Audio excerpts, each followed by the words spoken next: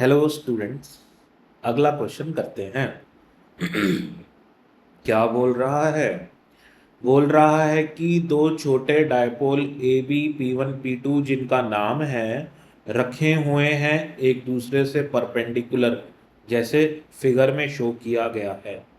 उनकी जो resultant electric field x point पे है वो एक्स एक्सिस से 60 डिग्री पे नेट इलेक्ट्रिक फील्ड बनती है। रेशियो निकालना है दोनों के डायपोल मोमेंट्स का। तो एक डायपोल ये रखा हुआ और एक डायपोल ये रखा हुआ। डायपोल मोमेंट की डायरेक्शन होती है नेगेटिव से पॉजिटिव की तरफ, इसलिए मैंने एक डायपोल यू बनाया और दूसरा डायपोल यू बनाया। अच्छा, अब आगे चलते हैं। तो आगे क्या है, इसका सॉल्यूशन है। तो मैंने ये डायग्राम बनाया है सुंदर सा आपके लिए। कंसेप्ट को समझो। एक डायपोल है ए, ऐसे रखा है। दूसरा डायपोल है बी, ऐसे रखा है नेगेटिव से पॉजिटिव की तरफ। ए वाले डायपोल का ये एक्सियल पॉइंट है और किसी भी डायपोल के एक्सियल पॉइंट पे उसकी इलेक्ट्रिक फील्ड उसी के डायपोल मोमेंट की डायरेक्शन में होती है।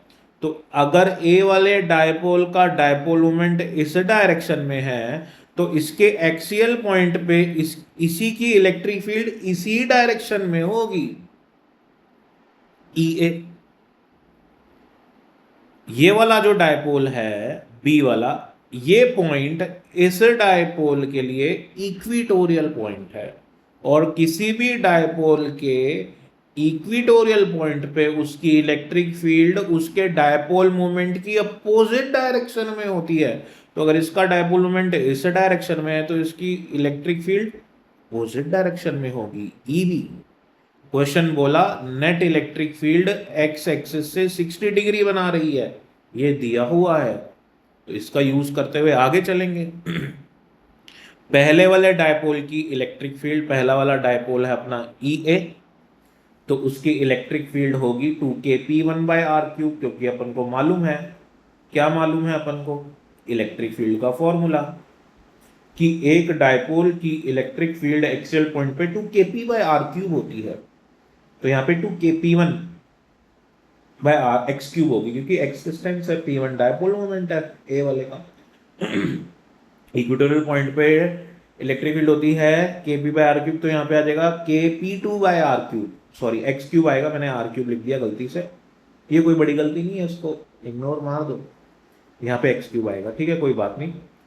या यहाँ पे r लिख लो या यहाँ पे x लिख लो, कोई फर्क नहीं पड़ता।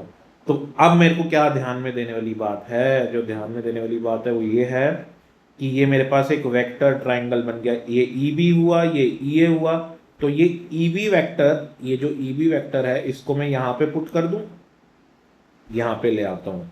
तो ये मेरा बन गया वेक्टर ट्राइंगल। अब इस ट्राइंगल में 60 डिग्री एंगल है ये मेरा, ये हो गई परपेंडिकुलर, ये हो गई बेस। तो tan 60 क्या होगा, परपेंडिकुलर, जो कि होगी E A upon, sorry E B, और बेस क्या होगा मेरा ई ए। तो E B upon E A will be equals to tan 60, वही मैंने यहाँ पे लिखा हुआ है। ई बी की वैल्यू ये है, ई ए की वैल्यू ये है। आर आर पुट कर लो एक्स की जगह, कोई फर्क नहीं पड़ता, क्योंकि उसने तो कैंसिल होना है भाई। तो ये कैंसिल हुआ, के कैंसिल हुआ, P2/2P1 आया, tan 60 √3 वैल्यू पुट करी, P2/P1 अपना आंसर ही आ गया। बताओ, इजी था ना क्वेश्चन? चलो।